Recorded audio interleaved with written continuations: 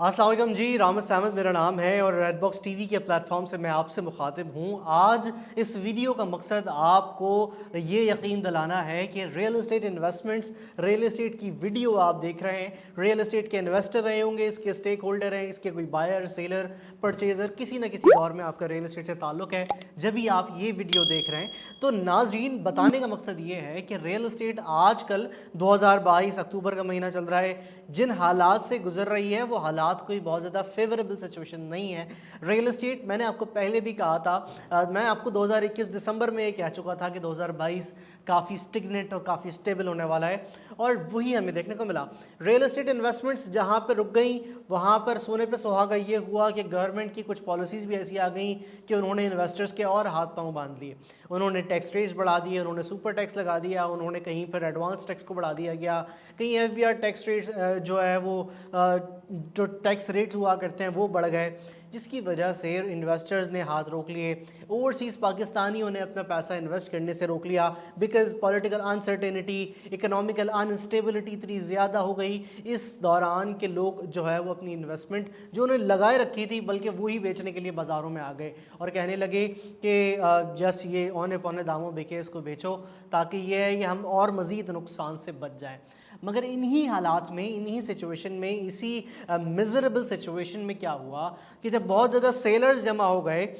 उस प्रॉपर्टी के, उस प्लॉट के जहाँ पर कोई रिहाइश पजीर भी नहीं था, वो प्लॉट जो कि एक इन्वेस्टमेंट के लिए रखा गया था, वो प्लॉट जो कि कुछ हद तक ज़्यादा इजाफी अमाउंट हो गई थी, बाज़ औक़ात डीलरों ने, ब्रोकरों ने आवाज़ लगा लगा कर मार्केट के दाम बड़े कर दिए थे, वहाँ पर भी जो है वो बड़ी दाम जो है वो गिर गए। बहरिया टाउन कराची जैसे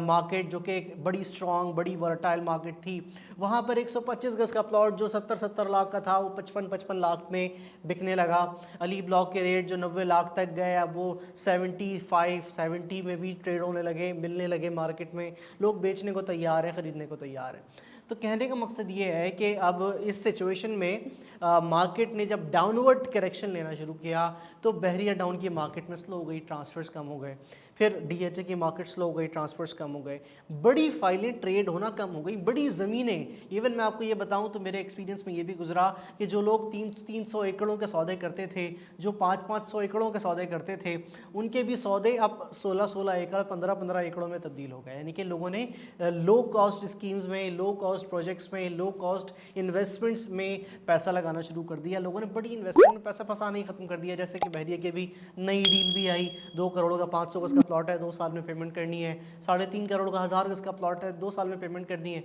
मगर ख़रीदार या कोई मार्केट रिस्पॉन्स कोई ख़ास नहीं रहा, क्योंकि आपको पता है मिजरेबल सिचुएशंस कैसी हैं। हालांकि चीज़ कोई बुरी नहीं है, हालांकि चीज़ बहुत अच्छी है, उसी जगह पे कैश पे प्लॉट मिलता है आपको, वहाँ पे आपको 2 साल की इंस्टॉलमेंट से प्लॉट मिल रहा है। बट अनफॉर्चुनेटली मार्केट सिचुएशन ही इतनी अनफेवरेबल थी कि लोगों ने इन्वेस्टमेंट करना मुनासिब नहीं समझा इन हालात में। मगर ये हालात कब तक चलेंगे और अभी रियल एस्टेट इन्वेस्टमेंट्स का, रियल एस्टेट का क्या मुस्तकबिल हो सकता है, तो अगर उसका जायज़ा लें तो मुल्क काफ़ी मौशी बहरान और सियासी अदम इस्तेहकाम से निकलता हुआ लग रहा है। कुछ हाथ पैर मारना शुरू कर दिए हैं, कुछ चीफ़ ऑफ आर्मी स्टाफ के मामलात जो हैं वो क्लियर हो गए हैं, कुछ इलेक्शंस की आवाज़ें आने लग गई हैं। अभी 16 अक्टूबर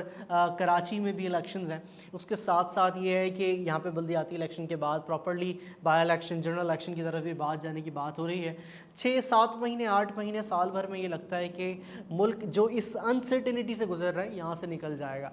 अब जब मुल्क अनसर्टिनिटी से गुजर रहा होता है तो क्या होता है, जब इलेक्शंस करीब आ जाते हैं तो क्या होता है, ज़रा इसको भी ज़रा क्विक रिमाइंडर लेते हैं। जब इलेक्शंस होने वाले होते हैं तो पता नहीं होता आगे आने वाली गवर्नमेंट कौन सी है, वो कैसे, उसकी टैक्स रजीम क्या होगी, वो किस तरीके से पॉलिसी इंप्लीमेंट करेगा, वो real estate favourable policies implement करेगा या वो इंडस्ट्रियल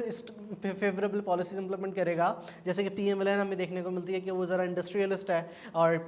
PTI जो है वो ज़्यादा रियल एस्टेट और इन तमाम चीज़ों में डेवलपमेंट के ऊपर काम करती है या उस चीज़ को सपोर्ट कर रही होती है। जबकि PMLN या मुख्तलिफ पार्टीज़ अगर जब आती हैं तो लगता है हमें कि ये बोलती हैं कि मोटरवेज़ या आपकी इंफ्रास्ट्रक्चरल डेवलपमेंट के ऊपर थोड़ा बहुत काम शुरू हो या इंडस्ट्रीज़ लगें या ऐसी चीज़ों के ऊपर काम हो। सबके अपने अपने बिजनेस हैं, उसकी तरीके से उनके मफाद भी हैं। मगर कहने का मकसद ये है कि पार्टीज़ भी बड़ा डिपेंड कर रही होती हैं। अब ये पार्टीज़ जब आ रही होंगी, पता नहीं होगा ये कौन सी पार्टीज़ ने आना है इन इलेक्शन के बाद, तो क्या सिचुएशन होगी, अनसर्टिनिटी मज़ीद बढ़ जाएगी। अभी फ़िलहाल जो हालात हैं, जो 70 लाख की फ़ाइल 55 लाख की हुई है, जो 1 करोड़ का प्लॉट 90 लाख का 80 लाख का बिक रहा है, तो अभी सिचुएशन ये है, बिक क्या रहा है, कोई ख़रीदारी नहीं है, वो डिमांड ये कर रहे हैं कि यार इसमें भी बेच दो। तो इस सिचुएशन ये है कि बड़ी फ़ाइलों से निकलकर लोग क्या कर रहे हैं, या वो छोटी फ़ाइलें ले रहे हैं। छोटी फ़ाइलों में फ़ायदा ये है कि छोटी फ़ाइलें कहीं पे प्री लॉन्च में मिल रही हैं, कहीं लॉन्चिंग स्टेज पे मिल रही हैं, किसी ऐसी जगह पे मिल रही हैं जो कि अभी बहुत ज़्यादा अंडर डेवलप्ड एरिया है, किसी ऐसी जगह पे बड़े बिल्डर की चीज़ें मिल रही हैं कि जो उसने बहुत अच्छा काम कर लिया, मगर अभी वहाँ पर रुझान कम है। आइंदा आने वाले वक्त में जब थोड़ा रुझान बढ़ेगा तो उसकी रेट्स बढ़ रहे होंगे। जैसे कि बिन हसान की बात थी, 7.5 लाख का 8 लाख का प्लॉट बेचा मैंने आज से 1 साल पहले, और आज उस प्लॉट की कीमत 20,50,000 रुपये। इतना ज़्यादा इसी सिचुएशन में, यानी कि जहाँ पर 1 करोड़ का प्लॉट 80 लाख का हो गया, वहीं से आपकी इन्वेस्टमेंट 200% रिटर्न भी प्रोवाइड करने लगी। तो कहने का मकसद ये है कि जब बिल्डर रेट 20,50,000 हो गए, अगर आप वहाँ पे भी कोई चांस की डील हासिल करना चाहते हैं तो बताइएगा। इसके अलावा सायमा मिड टाउन, सिटी 108, बहुत ISF सिटीज़ ने एक इंस्टॉलमेंट पे डील दी थी। मल्टीपल इंस्टॉलमेंट्स पर इन्वेस्टमेंट अपॉर्चुनिटीज़ आती नहीं, लो कॉस्ट इन्वेस्टमेंट अपॉर्चुनिटीज़ आती नहीं। इस वक्त मेरा इन्वेस्टर्स को बताने का मकसद ये है कि अगर वो कोई बाइंग सेलिंग करना चाहते हैं, कोई अपनी इन्वेस्टमेंट को इन्फ्लेशन बीटिंग रिटर्न्स प्रोवाइड करना चाहते हैं, तो उनको चाहिए कि वो लो कॉस्ट हाउसिंग प्रोजेक्ट्स में जाएं, वो किसी अच्छी चांस डील की तरफ जाएं, वो किसी ऐसी इन्वेस्टमेंट की तरफ जाएं कि जो उन्हें हालात व वाक़यात के हिसाब से कम पैसों में मिल रही हो। वो उनको अच्छा प्रॉफिट और अच्छा रिटर्न प्रोवाइड करेगी, लाजमी तौर पे प्रोवाइड करेगी। रियल एस्टेट में नुकसान कभी भी नहीं होता है, आपको ज़रा सी होल्डिंग करनी पड़ जाएगी, आपको ज़रा सा टाइम लगाना पड़ जाएगा, मगर फ़ायदा लाजमी होगा। तो अगर आप इस किस्म की चांस डील हासिल करना चाहते हैं, इंस्टॉलमेंट पर कोई अच्छी सोसाइटी में इन्वेस्टमेंट करना चाहते हैं, कोई ऐसी चीज़ 4-5 लाख रुपए पड़े, पता नहीं है कि क्या करना है, तो उसको कहीं अच्छी सिक्योरली तौर पर इन्वेस्ट करना चाहते हैं, तो डू लेट मी नो, क्योंकि यहाँ पर बहुत ज़्यादा चीज़ें ऐसी हैं कि जो कि चांस के सौदे हैं, जो कि बड़ी प्री लॉन्च डील्स हैं, जो कि बड़ी हाईलाइटेड डील्स होने वाली हैं अगले साल में, मैं देख रहा हूँ। जैसे मैंने आपको 1 साल पहले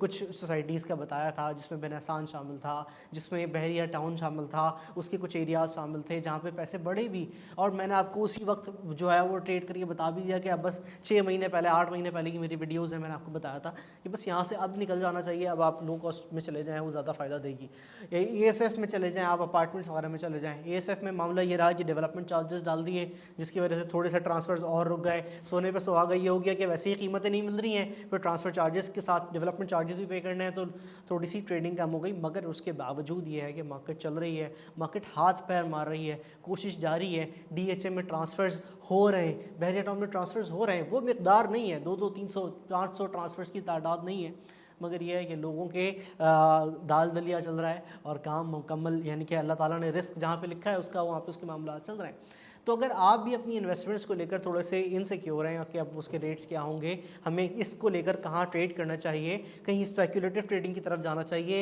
ये इस बेस्ट टाइम ऑफ एग्जिट है ये मार्केट का कि हमें यहाँ से निकल जाना चाहिए कि इससे पहले मज़ीद हालात ख़राब हो जाएँ, तो इन्वेस्टमेंट कंसल्टेंसी, प्रॉपर्टी कंसल्टेंसी के लिए आप मुझसे, रामस अहमद से एज ए प्रॉपर्टी एक्सपर्ट रब्ता कर सकते हैं। मुझे उम्मीद है कि मैं आपको अच्छे मशवरे दूंगा अल्लाह ताला के हुक्म से, और आपकी इस मामले में हेल्प आउट कर सकूँगा, आपकी इन्वेस्टमेंट को सिक्योरली और रिटर्न ऑफ इन्वेस्टमेंट्स के साथ अच्छे देखते हुए, फोरकास्टिंग करते हुए, फीजिबिलिटी देखते हुए अच्छे तौर पे इन्वेस्ट करवा सकूँगा। तो अगर आप मुझे अपनी रिसर्च कैसा बनाना चाहते हैं, या रेडबॉक्स को अपनी टीम, इस टीम को अपनी रिसर्च कैसा बनाना चाहते हैं, तो ज़रूर हमसे रब्ता कीजिएगा हमारे गिवन नंबर्स के ऊपर। बहुत ज़्यादा मज़ीद जो है वो मालूमात टाइम टू टाइम हम आपको फराहम करते रहेंगे। अपने होस्ट रामस अहमद को इजाज़त दीजिए। अल्लाह हाफ़िज़।